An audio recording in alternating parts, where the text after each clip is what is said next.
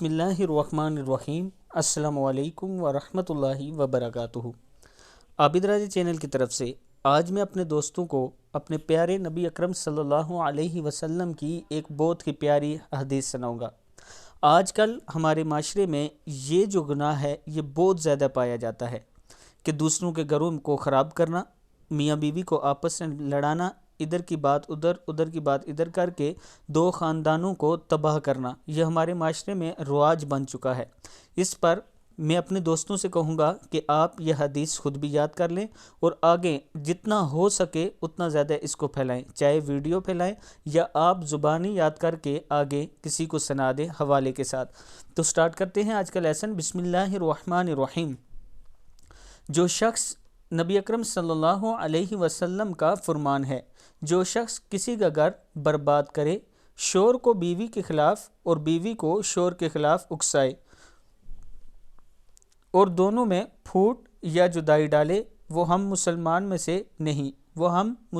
میں سے نہیں، اور جو عورت شرعی عذر کے بغیر شور سے طلاق کا مطالبہ کرے، جہنمی اور منافق ہے، جس پر جنت کی خوشبو حرام کر دی گئی ہے۔ صحیح بخاری کی حدیث ہے، ابن ماجہ میں موجود ہے، آپ دیکھ سکتے ہیں، ترمذی میں بھی موجود ہے۔ یہ پھر سن لیں، نبی اکرم صلی اللہ علیہ وسلم کا فرمان ہے، جو شخص کسی کا گھر برباد کرے، شوہر کو بیوی کے خلاف اور بیوی کو شوہر کے خلاف اکسائے اور دونوں میں پھوٹ یا جدائی ڈالے، وہ ہم مسلمانوں میں سے نہیں، اور جو عورت شرعی عذر کے بغیر شوہر سے طلاق کا مطالبہ کرے، جہنمی اور منافق ہے، جس پر جنت کی خوشبو حرام کر دی گئی ہے۔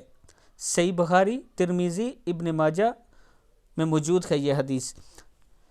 اب میں اپنے دوستوں سے ریکویسٹ کروں گا کہ حدیث خود بھی یاد کر لیں اور آگے اپنے دوستوں کے ساتھ اس کو ضرور شیئر کریں۔ اس کے ساتھ ساتھ میں آپ دوستوں سے ہاتھ جوڑ کر ریکویسٹ کرتا ہوں کہ کم سے کم اس برائی کو اپنے اندر سے، اپنے معاشرے میں سے ختم کریں۔ کوئی آپ کے سامنے یہ برائی کر رہا ہو یا کسی کے خلاف منصوبہ بنا رہا ہو تو آپ فوراً اس کو یہ حدیث سنائیں اور اس کو کہیں کہ اس کام سے باز رہو، اس لیے کہ اگر آپ یہ کام کرو گے تو ہم مسلمانوں میں سے آپ نہیں ہوگے۔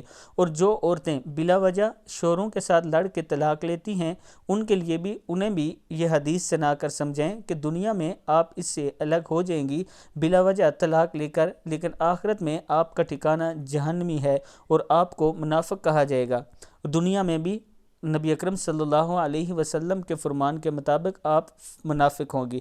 دوسری طرف شوہر بھی خیال رکھیں، اپنی بیویوں کا انہیں وقت دیں، ان کے ساتھ ٹائم گزاریں، ان کی بات سنیں، چھوٹی چھوٹی باتوں پر ان کے ساتھ لڑائی جھگڑے نہ کیا کریں، تاکہ طلاق کی جو رفتار جا رہی ہے، مطلب جو شرح جا رہی ہے، مطلب کہ طلاق جس سپیڈ سے بڑھتی جا رہی ہے ہمارے معاشرے میں، اس میں کمی آ سکے۔ اگر ہر شخص اس حدیث کو یاد کرے اور آگے دوسرے کو سنائے تو شاید اس شرح میں کمی آ سکے۔